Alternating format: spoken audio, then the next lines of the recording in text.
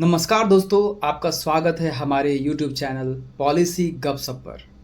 आज हम चर्चा करेंगे एक ऐसे डेवलपमेंट की जो केवल एक रेलवे प्रोजेक्ट नहीं है, बल्कि इंडिया भूटान रिलेशन में एक नया माइलस्टोन है। हाल ही में सेंटर ने घोषणा की है कि इंडिया और भूटान के बीच 2 नए रेल लिंक बनाए जाएंगे, जिनकी कुल लंबाई होगी 89 किलोमीटर। इस वीडियो में हम समझेंगे इस प्रोजेक्ट की पूरी डिटेल्स, इंडिया और भूटान के पास्ट रिलेशंस, इसका सोशल, पॉलिटिकल, इकोनॉमिकल और डिप्लोमेटिक असर, और अंत में एक हॉलिस्टिक कंक्लूजन कि यह कदम दोनों देशों के फ्यूचर के लिए कितना महत्वपूर्ण है। तो चलिए शुरुआत करते हैं। इंडिया और भूटान का संबंध हमेशा से ही यूनिक और ट्रस्ट बेस्ड माना गया है। साल 1949 में ट्रीटी ऑफ फ्रेंडशिप साइन हुई, जिसने दोनों देशों के संबंधों को ऑफिशियल रूप दिया। 2007 में इस ट्रीटी को मॉडर्नाइज किया गया, जिससे भूटान को और इंडिपेंडेंस मिला, लेकिन इंडिया के साथ उसका क्लोज पार्टनरशिप इंटैक्ट रहा। आज की तारीख में इंडिया भूटान का सबसे बड़ा ट्रेडिंग पार्टनर और डेवलपमेंट पार्टनर है। Hydro power projects, trade agreements और कल्चरल टाइज ने दोनों देशों के रिश्तों को लगातार मजबूत किया है। अब आने वाले रेल प्रोजेक्ट्स इस दोस्ती को एक नया आयाम तक ले जाएंगे। सेंटर ने हाल ही में घोषणा की है कि इंडिया और भूटान के बीच 2 नए रेलवे लिंक्स डेवलप किए जाएंगे, जिनकी कुल लंबाई होगी 89 किलोमीटर्स। ये रेलवे लाइन भूटान को आसाम और वेस्ट बंगाल से जोड़ेगी। इसका मुख्य उद्देश्य है कनेक्टिविटी इंप्रूव करना, ट्रेड और पीपल टू पीपल कॉन्टैक्ट को आसान बनाना और नॉर्थ ईस्ट रीजन को इंटीग्रेट करना। भूटान एक लैंडलॉक्ड कंट्री है और इस रेलवे कनेक्टिविटी से उसे ग्लोबल ट्रेड नेटवर्क तक पहुंचने का नया रास्ता मिलेगा। इंडिया के लिए भी एक स्ट्रैटेजिक और इकोनॉमिक अपॉर्चुनिटी साबित होगा। रेल कनेक्टिविटी के सबसे बड़े फायदे इकोनॉमिक के स्तर पर नजर आएंगे। ट्रेड एक्सपेंशन, भूटान का इंपोर्ट और एक्सपोर्ट का मेजर हिस्सा इंडिया के थ्रू होता है। रेल लिंक से कॉस्ट कम होगी, स्पीड बढ़ेगी और ट्रेड वॉल्यूम एक्सपेंड होगा।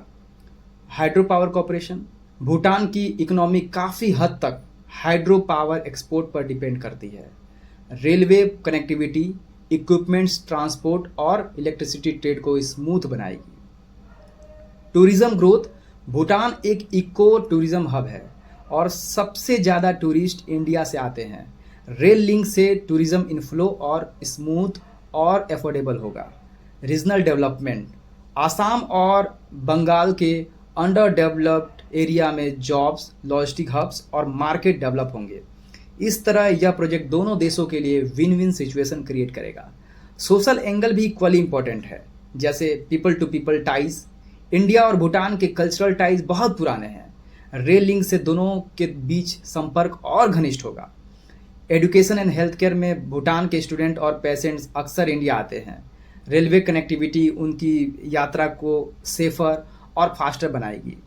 रीजनल इंटीग्रेशन, जैसे नॉर्थ ईस्ट इंडिया के कम्युनिटीज़ को नए अवसर मिलेंगे और उनका सोशल इकोनॉमिक अपलिफ्टमेंट होगा। ग्राउंड लेवल पर ये प्रोजेक्ट लोगों को लाइफ को और पॉजिटिवली ट्रांसफॉर्म करेगा। अब बात करते हैं पॉलिटिकल और डिप्लोमेटिक डायमेंशन की। यह रेल प्रोजेक्ट इंडिया और भूटान ट्रस्ट को और मजबूत करेगा। भूटान हमेशा इंडिया का एक ट्रस्टेड एलाई रहा है। भूटान और चाइना के बॉर्डर डिस्प्यूट लगातार बने हुए हैं। इस कॉन्टेक्स्ट में इंडिया भूटान कनेक्टिविटी प्रोजेक्ट एक स्ट्रॉन्ग मैसेज भेजते हैं कि दोनों देश एक दूसरे के साथ खड़े हैं। एक्ट ईस्ट पॉलिसी, इंडिया की फॉरेन पॉलिसी का बड़ा हिस्सा नॉर्थ ईस्ट को साउथ ईस्ट एशिया से कनेक्ट करना। भूटान के साथ यह रेलवे लिंक इस पॉलिसी को और मजबूत करेगा। रीजनल लीडरशिप, इस प्रोजेक्ट के जरिए इंडिया अपने छोटे पड़ोसी देशों के डेवलपमेंट में कमिटमेंट दिखाता है। इससे इंडिया की इमेज एक रिस्पॉन्सिबल रीजनल लीडर के रूप में और मजबूत होती है। लेकिन हर प्रोजेक्ट की तरह इसके भी प्रॉस एंड कॉन्स हैं। हिमालयन ट्रेन्स में कंस्ट्रक्शन कॉस्टली और टेक्निकली कॉम्प्लेक्स होगा। भूटान अपनी इको फ्रेंडली पॉलिसीज़ के लिए जाना जाता है, इसलिए इन्वायरमेंटल कंसर्न भी उठ सकते हैं। टाइमली इम्प्लीमेंटेशन का भी मुद्दा है और पॉलिटिकल विल जरूरी है, वरना प्रोजेक्ट डिले हो सकता है। अगर इन चैलेंजेस को अगर सही तरीके से मैनेज किया गया तो इसका ओवरऑल इम्पैक्ट बहुत ही पॉजिटिव होगा। तो दोस्तों, साफ साफ है, यह रेलवे लिंक सिर्फ एक कनेक्टिविटी प्रोजेक्ट नहीं है, बल्कि इंडिया भूटान फ्रेंडशिप का नया चैप्टर है। इकोनॉमिकल बेनिफिट्स दोनों देशों के क्लियर है, सोशली लोगों को बेहतर कनेक्टिविटी, एजुकेशन और हेल्थ केयर एक्सेस मिलेगा। डिप्लोमेटिकली अगर देखें तो यह प्रोजेक्ट एक स्ट्रॉन्ग स्ट्रैटेजिक मैसेज देता है।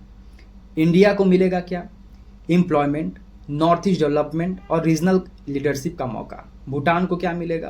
तो ग्लोबल मार्केट मिलेगा और टूरिज्म, हाइड्रो पावर ट्रेड में ग्रोथ मिलेगा। अब सवाल आपसे है, क्या ये रेलवे प्रोजेक्ट जो है इंडिया भूटान रिलेशन को नेक्स्ट लेवल पर ले जाएगा? आपका विचार कमेंट में ज़रूर लिखें। जी हाँ, अगर आपको एनालिसिस वैल्यूएबल लगे तो वीडियो को लाइक, शेयर और सब्सक्राइब करना ना भूलें। मैं हूं रंजन और मिलता हूं अगली बार एक नए मुद्दे के साथ। धन्यवाद। जय हिंद।